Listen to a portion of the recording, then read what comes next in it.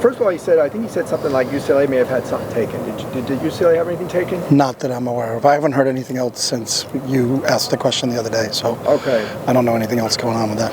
He also was basically saying that Colorado should be reimbursed for the losses. How do you feel about that? I don't know anything about it. I mean, I think it's tragic what happened, and something should be taken care of. I don't know the ins and outs of it, so. Looking at Arizona, what have you seen out of Fafita that's kind of different from Delora? They're similar in that they make plays after the schedule is there, so they can make unscheduled plays, which makes them both really, really dangerous. Noah seems like he's got a really good grasp of that offense. Those are the quarterbacks that are always the most dangerous. Caleb Crosstown is the same exact way, is that, you feel like you've defended them, you've covered everybody, and then all of a sudden the play just keeps continuing to get extended. Jaden did that against us last year in last year's game, and Noah can do the similar thing, so I see that similarity with them. I think they both have a really good command of that offense. Jed and Jimmy do such a great job of coaching the quarterbacks down there that those guys really understand the intention of every play and do a really good job executing their plan. Are you preparing for both of them, that you don't know who you're going to face? They're the same quarterback in terms of, I don't think the offense changes. So when you look at the games, the play calls don't change. It's not like one guy's a runaround guy and the other guy's not a runaround guy. They both can beat you with their arms, and they both can beat you with their legs. And like I said earlier, their ability to make plays on the unscheduled plays, big plays on the unscheduled plays is a difficult thing to defend, and we have to prepare for that. So whether it's Noah or Jaden, containing the quarterback is a big deal this week. You've obviously gone a couple different ways with your quarterbacks this year, guys you obviously deeply care about. What are those conversations like when you're telling them, hey, we're going to go with somebody else this week at quarterback? What are those like? What do you tell them? Those guys, we're very straightforward and honest, and Ryan does such a great job with those guys. That room is special. I think they're all truly pulling for each other. They want what's best. They derive joy from other people's successes. They're the ultimate teammate in that situation, and they've all been fantastic, whether it was Dante or Ethan or Colin. When Colin makes a play, I remember watching in the Oregon State game when Colin got in the game and made a long run. I had to grab Dante off the field. He was celebrating so much because he was so excited for Colin. So, it says a lot about all three of those guys' character, is that they want what's best for the team and really derive joy when their teammates are having success.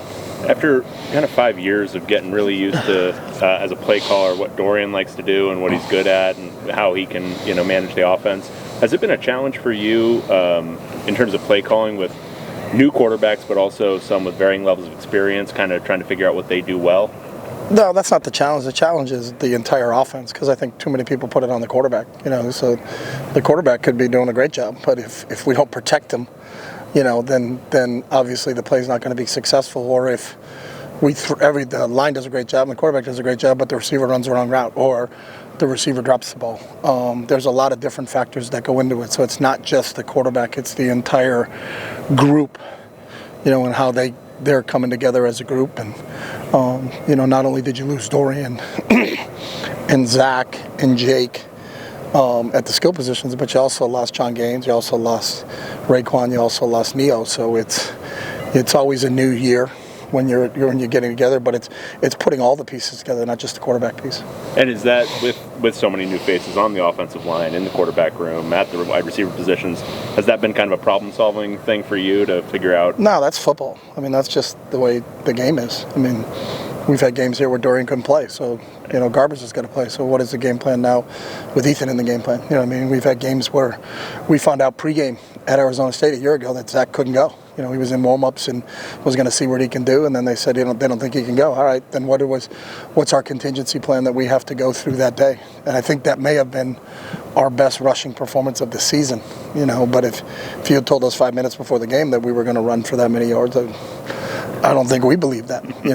But that's just football. So everybody has to do it. The game of football itself is just a problem-solving deal, whether you're on offense or defense or whatever phase you're in. It's just, and then how the game unfolds, how it presents itself, You know, do you start off, does the game unfold the way you thought it was going to unfold, or did all of a sudden you find yourself down and you got to throw the ball more than you had planned on going into the game? All of that is just part of football. Whose idea was the Halloween number switcheroo? I think the players wanted to do that, so. Was that hard to coach you if you're in the middle of a play and you don't know who the number is? For us, it's not. I mean, I know who Ethan Garbers is, so we don't look at him as, oh, that kid's 4. That's confusing to me. So now he's 10. It wasn't overly confusing to us. May have been to you guys when you guys are trying to figure out who's available. So Yeah, it was. you may see it more often. Oh, no. There may be Halloween in November. Oh, boy. Did you dress up? No, I did not. I didn't even know it was Halloween. I thought Halloween was Saturday, so I don't. When do people celebrate Halloween? That's the part that I get confused with. So sometimes it's on the day, and then sometimes there were a lot of costumes on Saturday. That's why I got confused. So I thought it was when people came out in different numbers. I was like, why are they doing that? Then I had to be reminded it was. I didn't even know. I thought we were in November already. So our days get screwed up. I know what day of the week it is, but I don't know I couldn't tell you the numbers all that often. November so 1st. Today's okay, and I know it's Wednesday. So I'm good. I know it's Wednesday, but I don't. Sometimes I get caught up in the numbers. So my wife's good at reminding me of that, especially if there's important numbered days coming up. So We're good. We're good. we're good. Deb. All right, thanks, guys.